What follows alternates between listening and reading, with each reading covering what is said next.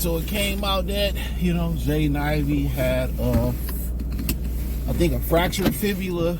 A lot of people were saying, his career's over with. He won't be the same. I was there, and the injury looked really, really bad, and I looked at it, and it looked like a really, really bad rolled ankle. It looked like, some people thought he could have snapped it in half. And Cole Anthony, it was an accident. He was hustling for the ball, and it was nothing malicious about it. Even though y'all know I don't really care for the guy. People get mad at him. His mom is from Detroit too, so shout out to his moms. So, but yeah, man, a lot of people saying his career's possibly over with. It will never be the same. And he's done. And, so a lot of social media doctors, telling us, the brother, may not be the same. And, he could be back this season. I don't think they're going to rush him back, but in 4 weeks he'll be reevaluated. It's a 6 to 8 week process. And it kind of looked like the Hayden Hutchinson situation. A lot of people thought, damn, Hutchinson may not play again. It looked worse than what it was. That's why I was like, I'm not going to do a video. I'm going to wait until the results come out to see what happened to the young brother. And it was a fracture. So, I heard people say, they made him take him out on the stretcher. He did, I'm like, a lot of times that air cast and all that is just standard when you see something like that. It's standard, it's just precautionary. First thing I thought was Brandon Jennings. It's just like they couldn't wait for something to happen with Brandon Jennings, whether it was an injury when he was here in Detroit, whether it was, the Pistons started losing real bad. Man, they went and traded for Reggie Jackson so fast, bro, after Brandon Jennings had his situation. They traded for that dude fast. And I'm like, this could be a situation where now they have an excuse to get rid of Jaden Ivey if it was really, really bad, and go get a Zach LaVine and Brandon Ingram or whoever the hell they had their eye on, or De'Aaron Fox or whatever, Jimmy Butler, whoever they had their eye on. So this, in my opinion, this was a perfect moment. This was a perfect moment to do so if it was really a catastrophic injury. That's the first thing that kind of went through. One of the things, I hope he was okay, but another one of the things went through my head. But then, now they got an excuse to move on from him. And, but he could be back this season. I don't know if they're going to push him to be back. When he was having a career season, he was on a real heater versus Orlando Magic, even though Franz and Paolo Brancho still out with a hip injury. He was shooting it well. He was one of the first young guys that, whether Weaver or Trajan drafted, and Trajan obviously was very, very, in the beginning process of this, started shooting the ball the three ball at a higher clip. He started to really improve his jump shot. So it looks cleaner, it looked more efficient, it looked more in rhythm. But we'll see. It may be a move made now. It could be a significant move for a guard made now still. It could be a move for a Brogdon type of guard now. So it'll be very interesting to see how they handle this. And I know they're gonna be, he only 22. That kind of shocked me a little bit. I was looking at listening to talk about Sam Darnold, and I'm gonna talk about that too. Sam Darnold is only 26. How they might trade J.T. McCarthy and stick with Sam Darnold. And I'm like, damn, he only 26. Boy, that's crazy, right? You guys are super duper young. So yeah, that's, to me, that's significant. Ooh, this dude's young, so you probably don't want to rush him back. So you hope that is he gonna fear playing with the same? Is he gonna fear playing with the same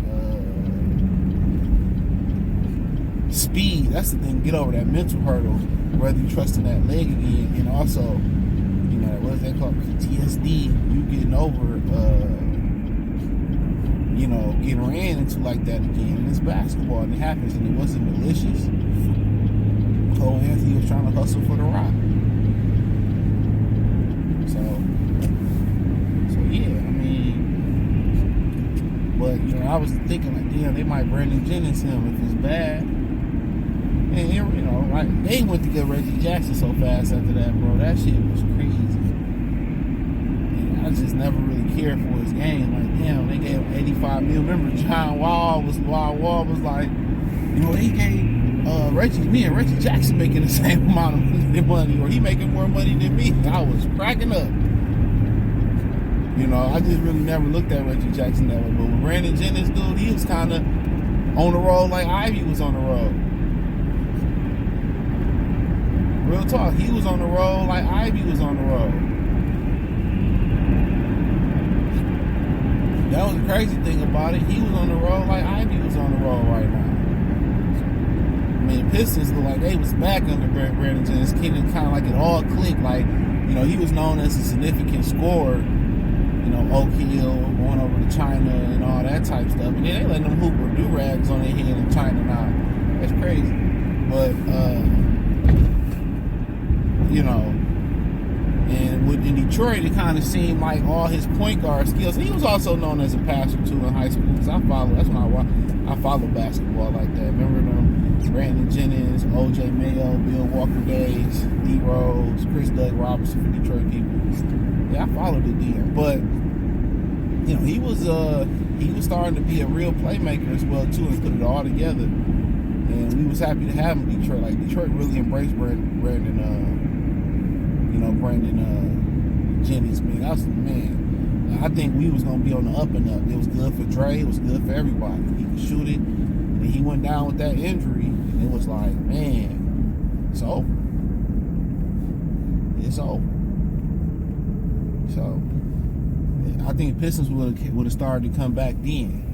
So, but for Ivey, kind of mirrored the same situation, but glad it's not as significant. Glad it's not significant. So, man, they be flying up the street, bro. Like, it's icy, snowy, and they doing 100 up the street. That's like people who they don't really care about how reckless they be driving. They think these cheap cars that they make now, like, I got 4-wheel drive, it's gonna, you can still spin out. You can still cause an accident. You still can slide. This is why we in situations where our insurance so fucking high because people drive like fucking idiots. I think America got a crisis, dude. Because down south, y'all can't drive. They can't drive at all.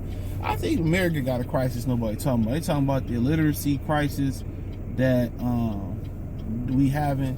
But man, nigga, they got a crisis of lack of driving across America. I just wanted to say that real quick. But yeah, man. I mean, hopefully Ivey returned. It started to come together. Hutch is starting to make his return, and it's just the mentally getting over, trusting that leg again, mentally, getting over that leg injury, trusting the cutting, trusting the jumping, and all that type of stuff. Y'all like Indian food, man? I just can't do it. It's only because I grew up in like an Indian apartment complex, and I just smell their food. It's just a no. Indian restaurants right here, though. I just not no thank you. That's foreign. But yeah, that's pretty much all I got, man. So hopefully, he make a good, quick recovery, the safe recovery, the proper recovery.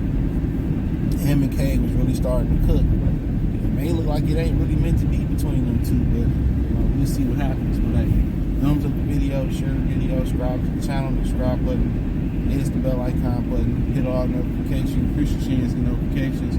We go live and drop video.